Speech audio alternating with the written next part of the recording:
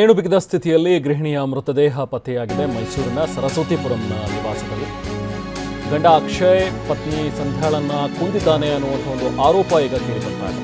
ನನ್ನ ಮಗಳನ್ನ ಅಳಿಯಾನೇ ಕೊಲೆ ಮಾಡಿ ನೇಣಿಗೆ ಹಾಕಿದ್ದಾನೆ ಅಂತೇಳಿ ಮೃತಳ ತಾಯಿ ಗೀತಾ ಗಂಭೀರ ಆರೋಪವನ್ನು ಮಾಡ್ತಾ ಇದ್ದಾರೆ.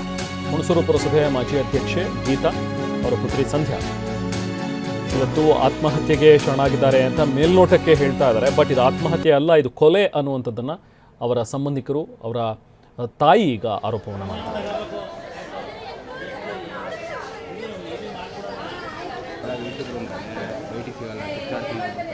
ನರಕದಲ್ಲಿ ಜೀವನ ಮಾಡ್ಕೊ ಬಂದವಳೆ ಕೆಟ್ಟ ನನ್ನ ಮಗ.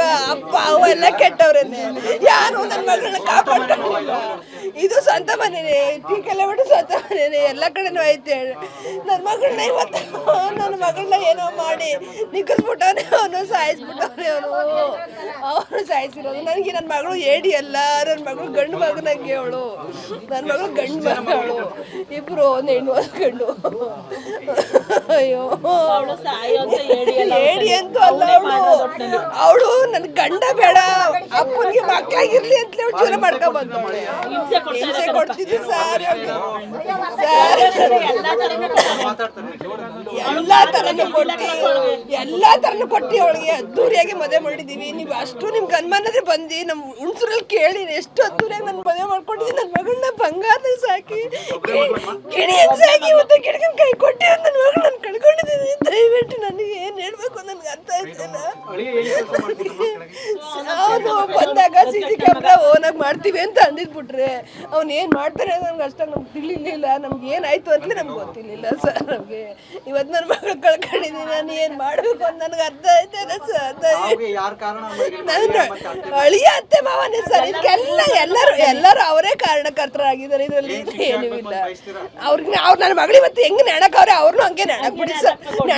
ನಮ್ಗೆ ಏನು ಬೇಕಾಗಿಲ್ಲ. ಬೇಕಾರೆ ಯಾರು ನನ್ನ ಮಕ್ಳು ಈ ಜೀವನದಲ್ಲಿ ಇರಬಾರ್ದು, ಯಾವ ಹೆಣ್ಮಕ್ಳಿಗೂ ಈ ಥರ ಆಗ್ಬಾರ್ದು ಸರ್. ಅಷ್ಟೇ ನಾನು ಕೇಳ್ಕೊಳ್ಳೋದು. ಮೊಮ್ಮಕ್ಕಳು ಫೋನ್ ಮಾಡಿದ್ಮೇಲೆ ಅವನು ನನ್ನ ಹೆಂಡತಿ ಈ ಥರ ಮಾಡ್ಕೊಂಡೋಳೆ ಅಂತ ಹೆಂಡತಿ ತಾವು ಇರಬೇಕಾಯ್ತು. ಬಾಡಿ ನೋಡ್ಕೊಂಡು ಅವನು ಮಕ್ಕಳನ್ನು ಬಿಟ್ಬಿಟ್ಟು ಅವ್ರ ಚಿಕ್ಕಪ್ಪನ ಮನೆ ಪಕ್ಕದಲ್ಲಿ ಐತೆ ಅಂತ ಹೋಗಿ ಅವ್ನು ಔಸ್ಕೊಂಡು ಕೂತ ಮೇಲೆ ಅವನೇ ಮಾಡಿಲ್ಲ ಅನ್ನೋದು ಹೆಂಗೆ? ಅವ್ನು ಮಾಡೋನೆ, ಅವ್ನು ಮಾಡಿಲ್ಲ ಅಂತ ಹೇಳಕ್ಕೆ ಅವ್ನು ತಪ್ಪು ಮಾಡದೇ ಇದ್ಮೇಲೆ ನಾವು ಅವನ್ನ ಏನೂ ಮಾಡ್ತಿರ್ಲಿಲ್ಲ. ನಾವು ನಮ್ಮ ಮಗಳು ಮಾಡ್ಕೊಂಡಿರೋ ಕೆಲಸನ ನಾವು ನೋಡ್ಕೊಂಡು ಸುಮ್ಮನಾಗು ಅವ್ನು ಏನೂ ಮಾಡ್ತಿರ್ಲಿಲ್ಲ.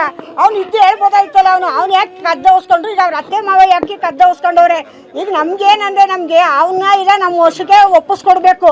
ಅವಳ ಜೊತೆನೆ ಅವನು ನಾವು ಸುಟ್ಟಾಕಕ್ಕೆ ರೆಡಿಯಾಗಿದ್ದೀವಿ ನಾವು ಅಷ್ಟೇ. ನಮ್ಮ ಮಗಳೇ ಮಾಡ್ಕೊಳ್ಳೋದಾದ್ರೆ ಮೇಲೆ ಎತ್ತರಕ್ಕೆ ಚೇರ್ ಹಾಕೊಂಡು ನಿಂತ್ಕೊಂಡೆ ಮೇಲಿಂದ ದೂರದಿಂದ ನೇತಾಡ್ತವೆ. ನಾವು ಎಷ್ಟೋ ಹೆಣಗಳನ್ನ ನಾನು ಹೋಗಿ ನೋಡಿದ್ದೀನಿ, ಆತ್ಮಹತ್ಯೆ ಮಾಡ್ಕೊಂಡವ್ರನ್ನ ನೇಣಕೊಳ್ಳೋರನ್ನ ಬಿಚ್ಚಿದ್ದೀವಿ. ನಾವು ಎದುರ್ಕೊಳ್ಳೋರಲ್ಲ, ನಾವು ನೋಡಿದ್ದೀವಿ. ಇವಳು ಕಾಲು ನೆಲಕ್ಕೆ ಕೂತೈತೆ, ಅವನಿಗೆ ಎತ್ತಿ ನೇತಾಕಕ್ಕೆ ಹೊತ್ತು ಇಲ್ಲದೆ ಹೋಯ್ತು. ಕೆಳಕ್ಕೆ ಹಂಗೇನೆ ಒಂದು ಹೇಲ್ ಕಟ್ಬಿಟ್ಟು ಹಂಗೆ ನೇತಾಡ್ತಿರೋದು ಅವನು. ನಮ್ಮ ಮಗಳು ಹಳ್ಳಿಯಿಂದ ಸಿಟಿಗೆ ಯಾವುದೇ ಹೆಣ್ಮಕ್ಳು ಯಾರಿಗೂ ಕೊಡಬೇಡಿ. ಯಾವ ಹೆಣ್ಮಕ್ಳು ನಾವು ಸಿಟಿ ಅಂತ ಇಷ್ಟಪಡೋಕ್ಕೆ ಹೋಗೋದು ಬೇಡ. ಇಂಥ ಚಿತ್ರಹಿಂಸೆ ಕೊಟ್ಟು ನನ್ನ ಮಗಳನ್ನ ಸಾಯಿಸಿ ನೆಣಾಕ ಇಂಥವ್ರಿಗೆ ಏನು ಶಿಕ್ಷೆ ಕೊಡಬೇಕು? ಸರ್ಕಾರದಿಂದ ಇವ್ರಿಗೆ ಸರಿಯಾಗಿ ಶಿಕ್ಷೆ ಕೊಡಿಸಿ. ಇನ್ನೇನು ಹೇಳೋಣ, ಈ ಥರ ಆಗ್ಬಿಡುತ್ತೆ. ಏನೋ ಸಿಟಿಲಿ ಏನೋ ಇರ್ತಾರಂತ ಯಾವ ಸಿಟಿಗೆ ಹೆಣ್ಮಕ್ಳು ಕೇಳಿ ದಯಮಾಡಿ ತಂದೆ ತಾಯಿ ಹೇಳ್ತೀನಿ, ಹಳ್ಳಿಯಿಂದ ಯಾರೂ ಹೆಣ್ಮಕ್ಳನ್ನ ಸಿಟಿಯವರು ಕೊಡೋಕೆ ಹೋಗಬೇಡಿ. ಇದು ರೈತರಾದ್ರೂ ಹಳ್ಳಿಗೆ ಕೊಟ್ಕೊಳ್ಳಿ, ಸುಖವಾಗಿರ್ತಾರೆ, ನೆಮ್ಮದಿಲಿರ್ತಾರೆ. ಇವ್ರಿಗೆ ಈ ಥರ ಕೊಟ್ಟು ಹೆಣ್ಮಕ್ಳನ್ನ ಈ ಥರ ಇದು ಮಾಡೋದು ಬೇಡಿ. ಮುದ್ದಂಥ ಹೆಣ್ಮಕ್ಳನ್ನ ಕಳ್ಕೊಂಡಿದ್ದೀವಿ. ಅವ್ರ ಕುಟುಂಬದವ್ರು ಎಲ್ಲರಿಗೂ ನನಗೆ ನಮ್ಮ ಕೈಗೆ ಸಿಕ್ಬಿಡ್ಬೇಕು ಸಾಕು. ಅವ್ರ ಆಸ್ತಿನೂ ಬೇಡ, ಅವ್ರ ಇದನ್ನು ಬೇಡ, ಅವ್ರ ಕುಟುಂಬದವ್ರು ಎಲ್ಲರೂ ನಮ್ಮ ಕೈಗೆ ಸಿಕ್ಕಿದ್ರೆ ಸಾಕು.